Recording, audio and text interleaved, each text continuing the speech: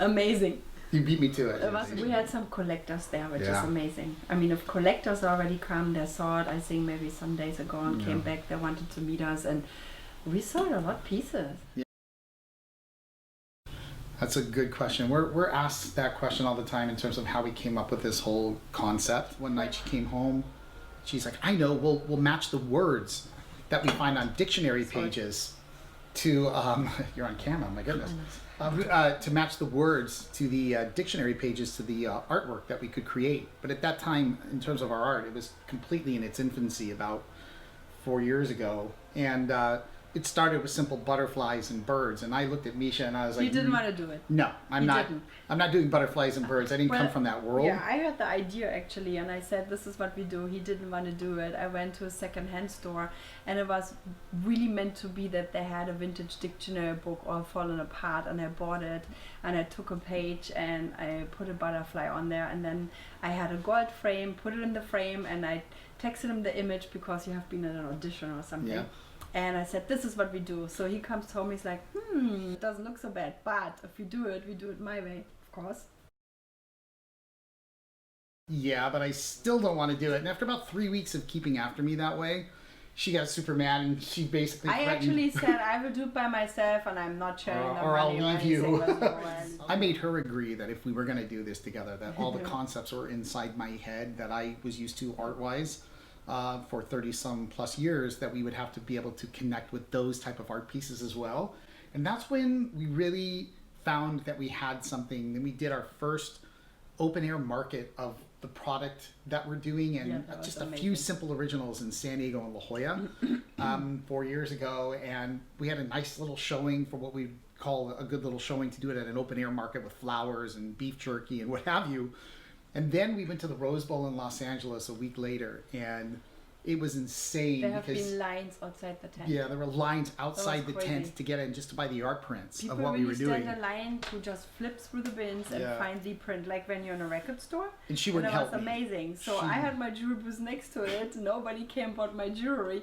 He was just picking it up. He couldn't even look up, like sweating. I was just standing. He's like, a little bit of help. I'm like, no, nobody buys it. Nobody. 6 hours later, I'm sweating. I'd never dealt with the public that way before. Trying to wrap things up, ring up sales. That was a success. And 20 people were standing outside the booth. There were other vendors going, what in the world are you selling in that booth? And I think that was the first time we really knew that we had something with the live public and the artwork itself that seemed to resonate. So that's how this whole genesis came by, and 4 years later, I mean, we are... It's amazing. If future Misha and future Grant had come and sat down beside us then at the Rose Bowl or even at the La Jolla Open Air Market 4 years ago and said, so look, this is what's going to happen 4 years later, like Back to the Future, we would have literally looked at them and said, get the heck away from us, you guys are insane. So, I mean, it's been an amazing ride, actually. Well, that's also, like I mentioned, when I had the idea, Grant is really good with words. He also likes to write. Logo file. It's not my language. He is somebody, you call those people logo files. That's why our name is Art and Words. So it's Art in Words or Art and Words. And if you take both of those and say them really fast, it's Artnwordz. That's how the name came up. And that's the beginning of our story. Yeah, so that's a question. That's a good question. The sources and where we get them for our artwork, whether they're what we call duplicate prints or an original artwork, all the sources, when we first started, and Misha mentioned that in the other previous story, we used to have to go and find them at secondhand stores, old bookstores, dig them out of trash cans. So now we get them donated, because in those 3.5 years we met so many people at all the events that they actually sent the books to us. They're like, my mom left her home, I found tons of books, can I send it to you? I don't want to throw them away. We have also, the book? Well, we have so many different sources. We'll get them from the Arizona Book Depository. That's the one. Library of Congress, celebrities, estates that are cleaned out, where the people that go in to take charge of the estate will have the books and they contact us and send us the books. Individuals will see us at art events or live large events from Los Angeles to New York, and they'll give us the books. And also old bookstores that will donate them to us from all over the U.S. We'll go out for a project or an art exhibit or a national trade show, and when we come home, we'll find like we just had in New York, we come back and we have Boxes with books. like 9 or 10 different sources. So we get them all over the United States now donated to us. And what we do is we save books that have been water damaged, fire damaged, or spine broken. So that's really important. We don't we don't rip them apart. We actually really recycle them. Normally they would end in the trash. Sort of like this book here that we had sent to us. It has a very cool Harry Potter has a very cool Harry Potter cover to it. We actually had to tape it so it stays together. Yeah, we taped the whole binding and then we put screws into it in order to just keep the papers in place. But we will extract those papers. This has also been water damaged. So these books have no use in terms of in the public anymore in schools. So we'll take all of those pages and save them, give them an acid-free backing, and then we will match the words on the paper to the images that we create, whether it's for an original or the duplicates that we use a special print to create. Where are you from and why? Yeah. I'm from Berlin, Germany. My background is I did have art in school. I always liked it, was my favorite. My dad actually could draw really, really well. And, which you don't know, I forgot to tell you, my uncle was a restorator for famous paintings. I didn't know that. Which is amazing. So it must run in my blood. It's all your fault. Yeah. I'm from Los Angeles, California. And as a lot of I forgot, people... sorry. And I also was a map maker, a cartographer for 10 years in Germany. So just a tiny little detail. That's why I also know how to deal with paper and certain utensils, tools you can use, to paint on paper, which is 150 years old. Yeah. And I am from Los Angeles, California. And kind of like a lot of people, you turn left or right, you will see a lot of performers. So I'm actually pretty proud of saying that I've been a Broadway performer. Musical theater was my first love. Actually danced professionally for 30 years of my life all over the US and internationally. Original companies of Broadway national tours. And part of the tradition where I came from the art background was not only was I a visual person and was very much into professional photography ever since college. We used to be able to paint on the backs of walls as a thank you to producers. Sounds so fun. Yeah, it was really cool actually. You got to be very creative. If you walk backstage behind a theater, you'd see some amazing art. Amazing art that the casts would give as a dedication to the producers in a theater and or for the city, or if you were doing a charity at the time, you'd create a special art piece. So that project fell to me a lot of times, or I'd work alongside other people and we created some really cool artwork. And also he sang, he has a CD, he likes to write lyrics, he's really good with words. I mean, it's all things creative, but I think in particular that sensibility when Misha had this idea, the work doing on walls and doing those dedications, along with the words that would appear alongside them, was sort of hand in hand with what Misha created. So so I came from a performing background.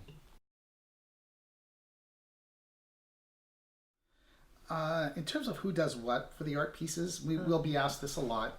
I was like, okay. It is kind of funny because there's a definite yin and yang here. I'm the left hand and Misha's the right, and so I don't have as much patience as Mish does. So I'll create something, and I'll do the broad strokes on a piece that I'll rely on Misha to come in and clean it up, like within an umpteenth of its life, unless it's supposed to have more of a street art feel to it. Not that I would ever do the same kind of street art as other artists who are amazing that way, but there's a sensibility to what I'll do versus Misha's exact lines and her exact detail. Well, if something is supposed to be round, I make it round and not oval. I'm slightly oval more than round, but I like it that way. I like the organic feel, but Misha sometimes is like, oh my god, I gotta clean this up. So colors, for sure. Anything that's super colorful, that's gonna be Mish, because I'm a little bit colorblind. But the other portion of it that's kind of cool is that I'm the one who has like the hamsters that run around inside my head. So anything that makes you turn your head sideways a bit and go, what in the world is going on there? Those are definitely so the more conceptual ones, right? The conceptual ones. Sometimes I always explain it to people. They have almost like a 4-dimension meaning-wise, like going in depth. There's more than a double entendre. There's like a triple or a quadruple sometimes with pieces. So I'm always joking, I'm too German, I can only think pineapple. Or maybe I put some flowers in there, but he really gets all those crazy ideas, plays with the concepts and words, so it's a really good mix. Our plans for the near future are breathe and survive. Yes. We're planning for the New York Art Expo. Development is always important for the national trade shows. The buyers love to see new and exciting, and we're always trying New to products. bring new and exciting without eating any of our own product. Like, we want to make sure that it's something that's hand in hand, or product development in another country where we may not be offering it in the United States, because the distributors know exactly what the public there wants, whether it's a different shape and size or whether it's a different piece or intonation, Have cultural-wise. our own show. And eventually, of course, it would be nice to have our own gallery. Yeah, that's one of my dreams. That's And just have a good, gallery. successful year. I mean, Yeah. to me, people who come our way, we're so appreciative that people love what we do, and we do what we love. So I think it's a nice natural blend, and we're always open to what adventure may be, in store. But in terms of everything we have planned for this year, is just fingers crossed that things go as well as they have been, and that we continue to grow and You grow. could actually also say, I know it sounds corny, but it's not, make more people happy, because people It is are a good happy goal. when they see it. Yeah. It's amazing. When we started that, we didn't know it. So I always said, if I would have done photos of every smiling face who looks at a print, That'd be a great coffee or table. though. at one of our originals, you just see them lightening up and smile, and that just would be amazing. So you could say, to make even more people happy, because they really enjoy it. When we started, we didn't know that, Yeah, It's create amazing. more thoughtful People art. laugh. They That's a good way laugh. to affect Yeah. people that way, and to get as many of these damaged papers into people's hands as possible. Yes, Because then they'll recycle live more on. and more books. They're up to 149 years old, each of the pages. So whether they're from an original canvas Yeah. or a duplicate, is to get as many of those saved and into people's hands as possible. That's a good goal. Good goals. Say it again. How can people find you guys online? How So can how did I people find you us online? online? No, don't talk. How do they find No. us online? They can find us online at art, A-R-T, the letter N as in Nancy, and words with a Z, Or dot one com. word. Yeah, artnwords.com. We got a little clever with the spelling, but it really is perfect for us. So you can find us. Instagram. Follow us on Instagram at Artnwordz. That's the most We up love. to date. Yeah, I love Instagram. We don't. Oh, okay. Anything else you would like to add before we are done? Epitaph. I'm doing the interview now. I like the traveling. She likes the It has traveling. nothing to do with that. I like the free vacations. No, yeah. How can we tie it in that we... Are we rolling? We're How can rolling. So we- good. This is an interview. How- Let's collaborate right now. No, I see. stop. This is Sure. good. Do Watch. you know what I mean? So when we first started, you'll see a video online. It's 4 years old when we first began, and there were two people. That was terrible English. They was there first. Them was there. Them was there first. Already. So there is a video when we're just starting out, and there were two people that were fighting. There were two people that were fighting over a piece of ours. This Einstein, the mathematician, which is a real equation for love. And we captured that on video. We looked at each other, and we couldn't believe that two people wanted the same exact piece. It was a little original, 8 by 10, and they both wanted the same exact piece because of the words that were on it. I think it said love or Valentine. And I couldn't believe that two people wanted that and were fighting over it. We even got a phone call, and the person representing us was like, oh, we got two people here and they both want the same art piece. And I think that we realized then the same thing 4 years later. Yeah. Like we said, People are really moved by it. people being moved by the art and making people happy or think or affected, even just affected in some way, is one of our There's most favorite things stories. about the art. There's so many stories many we couldn't come up why stories. people buy this. So I start actually asking. So first I remember when somebody buys an original, I always ask, so why did you buy this? And you like, leave the people alone. I'm like, I want to know, why did they buy that? You may see that from interviews And from you the hear the Ron story. Robinson exhibit. When people get Yeah, interviewed, yeah. they'll talk about what it was about the art piece that we could never in a million years have expected that somebody would have felt the way that they did. And it's always an amazing introspection to us in terms of what moves people or why.